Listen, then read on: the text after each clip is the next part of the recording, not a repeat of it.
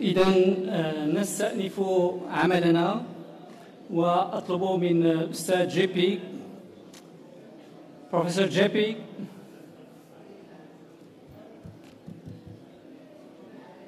Professor Jeppie,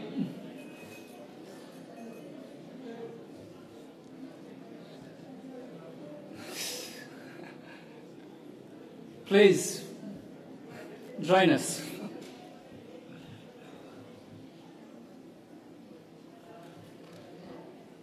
إذن هذا الشطر الثاني من الجلسة الثانية في هذه الندوة، الإشكالية هي نفس الإشكالية، الإرث التاريخي،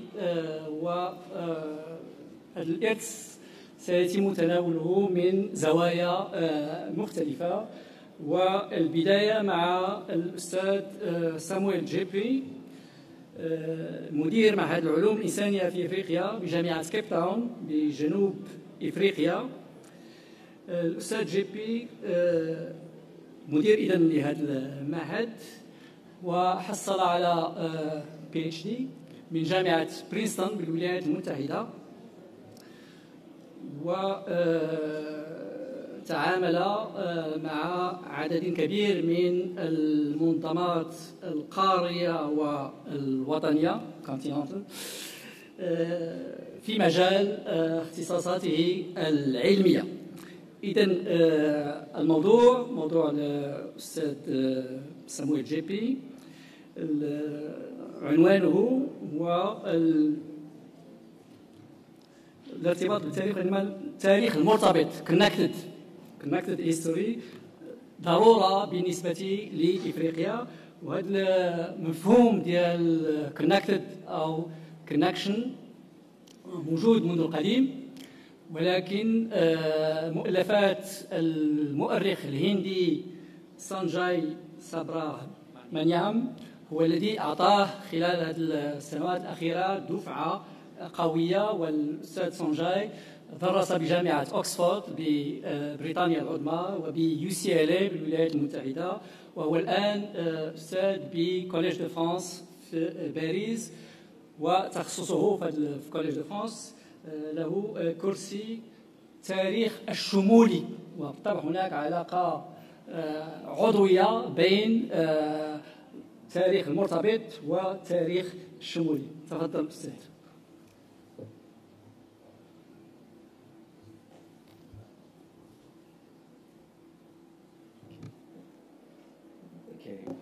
مساء الخير، السلام عليكم.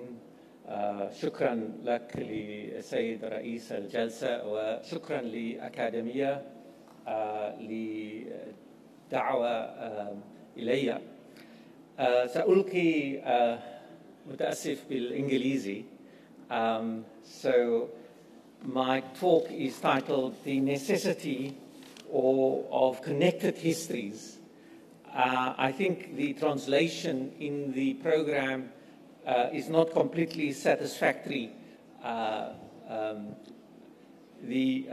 I think an Arabic translation would be Tarikh Murtabit, and as the chairman has said, now I am from the University of Cape Town, from the southern tip of the continent, and I'm very happy to be very much on the northern tip of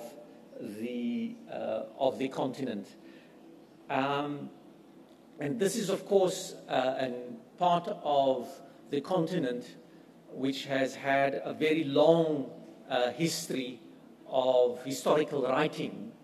I don't need to introduce the name of Ibn Khaldun to you, or a whole host of other historians and philosophers for whom history has been very important. But for wherever we are, whether it is in Southern Africa or Northern Africa or Western or Eastern or Central Africa,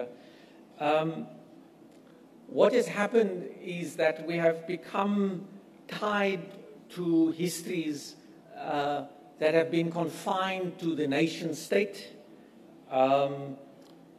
to the state, or to the state nation. We, in fact, have very little histories beyond that. The orthodoxy, the sort of dominant madhab of history has been the history within the framework of the Dawla, of the state.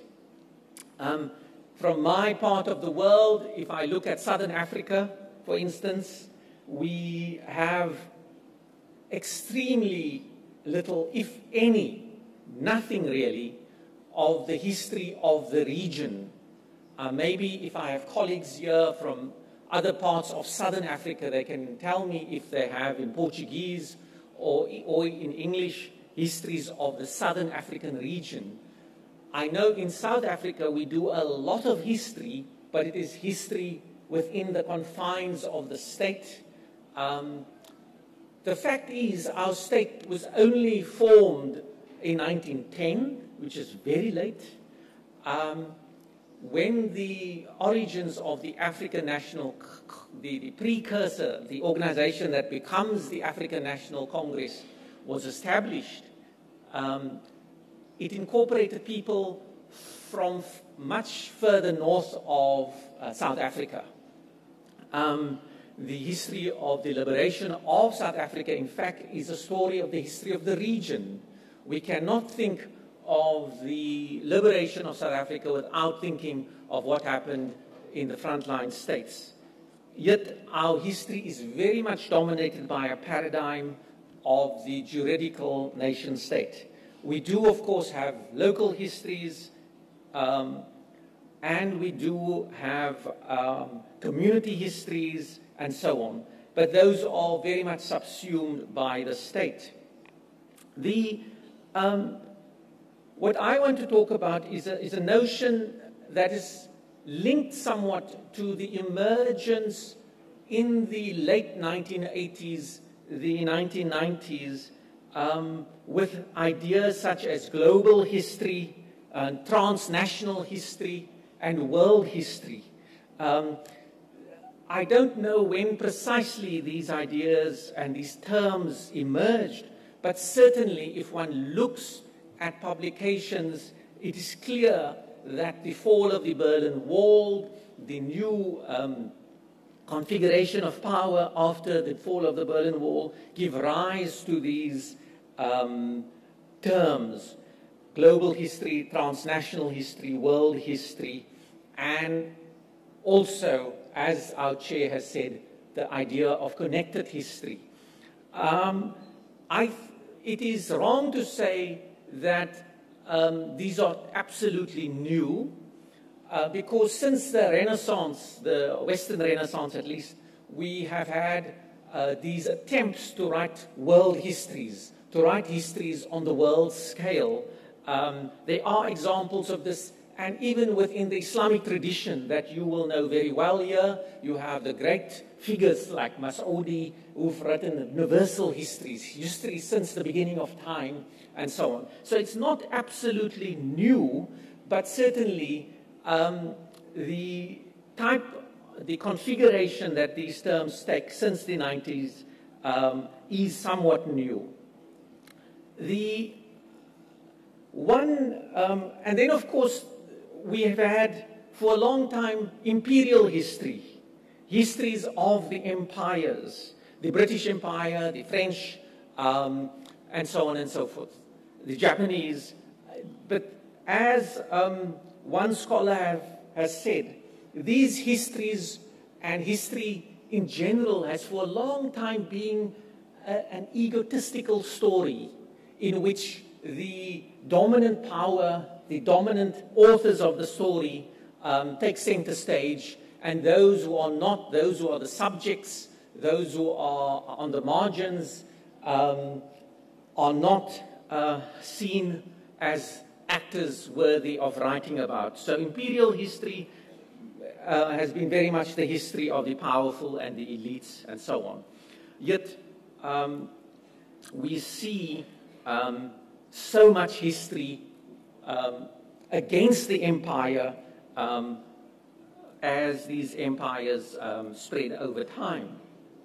Now, I want to suggest here that as Africans and as scholars concerned with the continent, that we take seriously this idea of connected history for the continent and make the continent the location for experimenting with this idea of connected histories.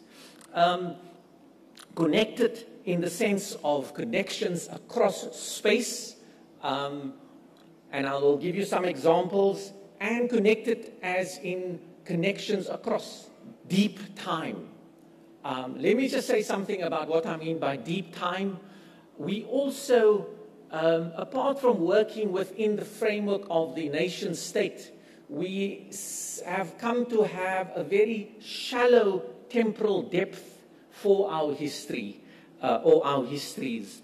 So I would like to suggest a connectivity and a history that goes into what is commonly called prehistory. This is purely a convention. There's no scientific basis for talking about prehistory. We have assumed that history begins with writing, and if there's no writing, we must call it prehistory or archaeology. I think what we need to do is get rid of that distinction and take our histories into a much deeper temporal domain. And if we look at the Maghreb, for instance, don't begin with only the first representations of a written script or written texts. I think we have far too much of a deep past in global terms on the continent to want to confine ourselves to when writing first appears, as important as writing is and as a source of evidence and so on. So much deeper, in which we will have to take objects and material things, material traces from the past very seriously. And then, of course, the examples I want to give would be examples about connectivity across space. I want to take one example from the Maghreb, and that is a family that I have studied. It's a family from the southern Morocco, from the Souss, from Gilmim in particular. It's the Bul'ara family, who in the late 19th century spread throughout the Sahara and beyond. The figure I have been working on is a man called Ahmad Bul'araf, who establishes himself in Timbuktu in the early 20th century. And his family, his descendants spread to Niger. Some of my Moroccan colleagues have written very extensively about Moroccans in West Africa.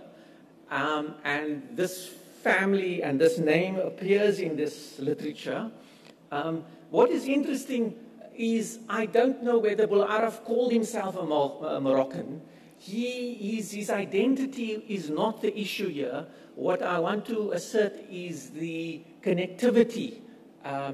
Some of his letters remain, and it covers virtually the whole of the northern half of the continent, south to Kanu, to Niamey, to Cairo, to the whole northern part of the continent. And he's a good example for me of a single figure that one can trace. Now, for people interested in Islamic history, of course, the history of the Turk, of the Sufi Turk, is the excellent example, and a lot of work has already been done about the Tijaniya and the Qadiriya and so on and so forth, which is an example of connected history. But of course, these histories have not been written as in terms of this conceptualization. But we have this movement of pilgrims, for instance, from West Africa, who lands up in and lives in the Sudan, or the Republic of the Sudan, Hausa and Fulani speakers in the Horn of Africa then, and even in the holy cities. We have other examples of connectivity. So we have people moving on the continent. One writer has said human beings don't have roots, they have feet.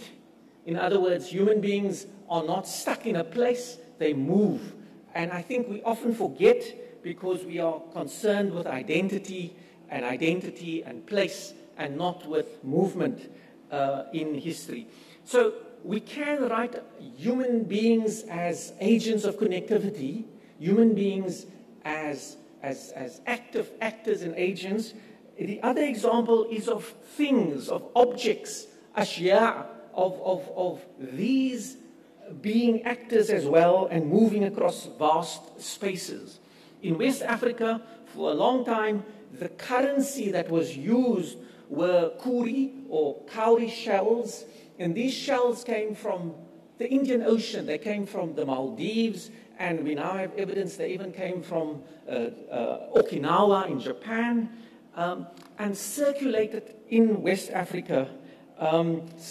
Of course, there's a history of studies of these things, but we have a whole lot of other things from deep historical time that shows our connectivity in through modern times.